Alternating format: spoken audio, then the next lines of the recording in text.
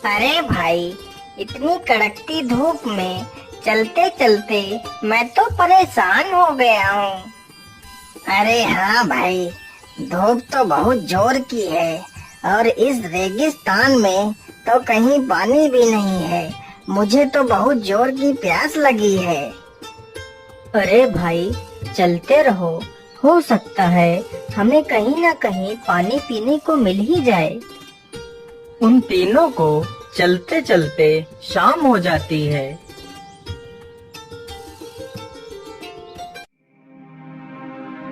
अरे भाइयों, अब तो रात हो गई है, हमें यहीं पर रुक जाना चाहिए। तुम ठीक कहते हो मित्र, हमें यहीं पर रुक जाना चाहिए। तीनों मित्र वहीं पर रुक जाते हैं। जैसे ही आधी रात गुजरती है,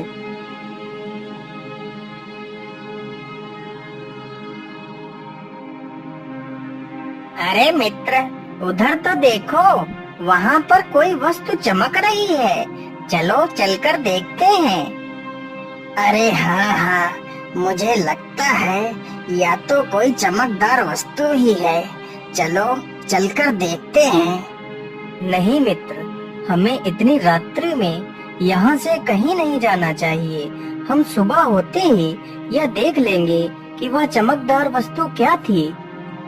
अरे मित्र, तुम इतना डर क्यों रहे हो? हम तो तीन हैं, तो हमें डरने की आवश्यकता नहीं है। चलो हम लोग चलकर देखते हैं। फिर वह तीनों उस चमकदार वस्तु की तरफ चल देते हैं। अरे मित्र, यह तो कोई चमकदार आईना लग रहा है। अरे ये क्या? ये तो एक सोने का सिक्का है।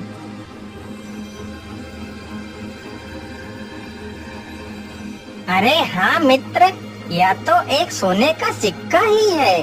तो इसका मतलब इस गुफा में सोना अवश्य होगा।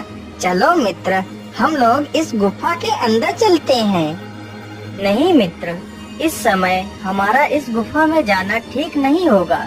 हम सुबह जाएंगे इस गुफा में। अगर तुम चाहो तो यह सिक्का तुम रख सकते हो। तेज प्रताप उन दोनों को अंदर जाने से रोकता है, लेकिन वह दोनों बहुत ही लालची थे। फिर वह तीनों वापस लौट आते हैं।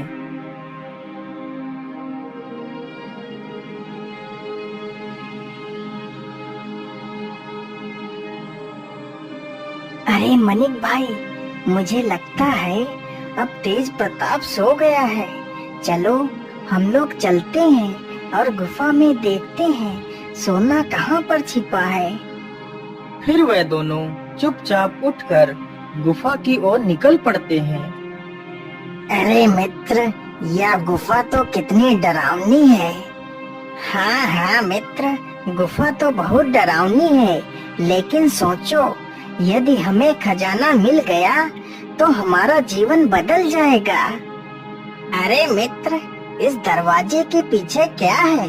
चलो चलकर देखते हैं। जैसे ही वह दोनों उस दरवाजे को स्पर्श करते हैं, तभी वह दरवाजा खुल जाता है और वह दोनों किसी विचित्र दुनिया में पहुंच जाते हैं।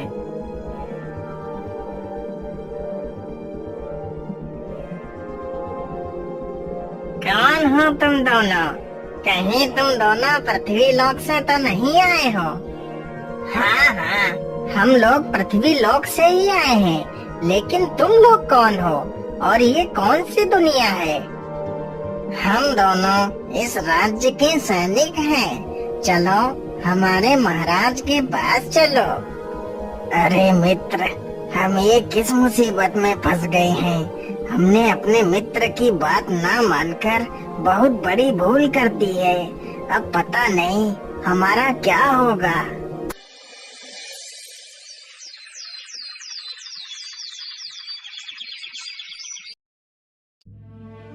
अरे ये दोनों कहाँ गए? कहीं वह दोनों गुफा में तो नहीं चले गए? चलो चलकर देखता हूँ।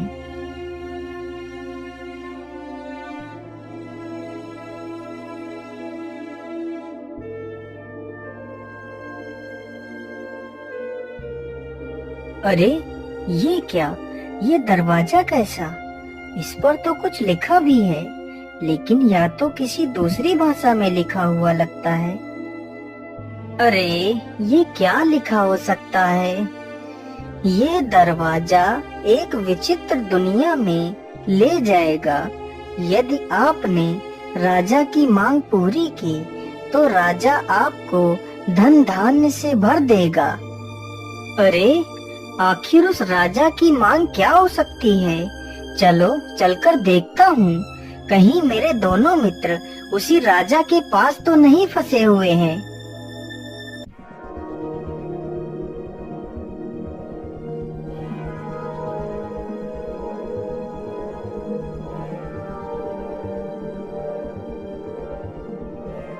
अरे आप लोग कौन हैं? पहले तुम बताओ, तुम कौन हो? तुम पृथ्वी लोक से आए हो ना? हाँ, मैं पृथ्वी लोक से ही आया हूँ, लेकिन आप लोग कौन हो? हम दोनों इस राज्य के सैनिक हैं। चलो हमारे महाराज के पास चलो।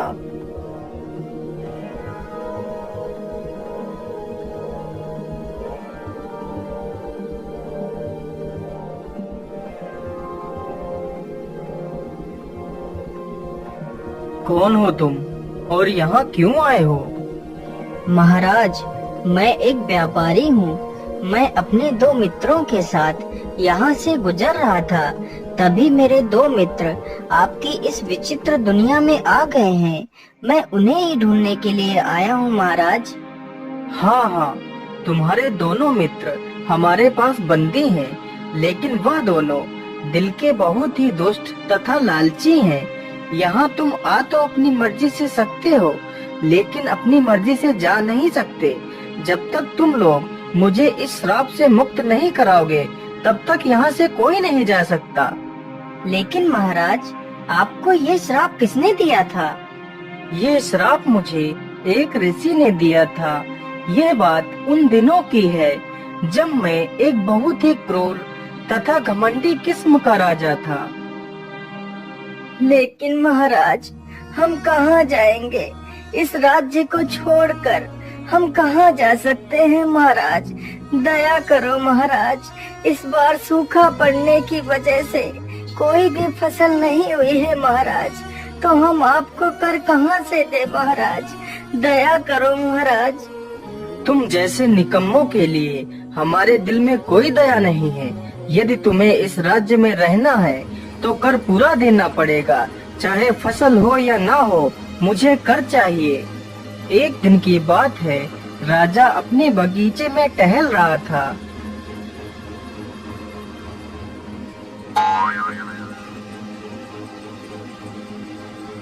अरे यह फल हमें किसने मारा है? किसकी इतनी हिम्मत हो गई कि वह मुझे यह जूठा फल फेंक कर मारे? अच्छा, तो तू एक उद्दंड बंदर है।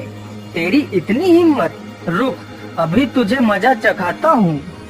राजा अपने धनुष से उस बंदर के ऊपर वार करने लगता है तो बंदर भागते भागते एक जंगल में एक वृक्ष पर चढ़ जाता है। उसी वृक्ष के नीचे एक साधु अपनी तपस्या में लीन था। तभी राजा ने उस बंदर के ऊपर तीर से वार कर दिया तो बंदर घायल होकर जमीन पर गिरता है। अरे ये कैसा शोर है? या तो कोई बंदर लगता है, लेकिन इसे तो किसी ने घायल कर दिया है। इसे मैंने ही घायल किया है या मेरे बगीचे में घुसकर मुझे ही झूठे फल फेंक कर मार रहा था, इसलिए मैंने इस दुष्ट को मारा है। लेकिन राजन, यह तो एक जानवर है और यह तो इस वानर का स्वभाव है। तुम्हें इसे नहीं मारना चाहिए था। तुमने इसे मारकर बहुत बड़ा पाप किया है। अच्छा, तो एक मामूली सा साधु हमें ज्ञान देगा क्या पाप है और क्या पुण्य है? चले जाओ साधु, नहीं तो तुम्हारा भी हाल इसी बंदर की तरह ही हो जाएगा।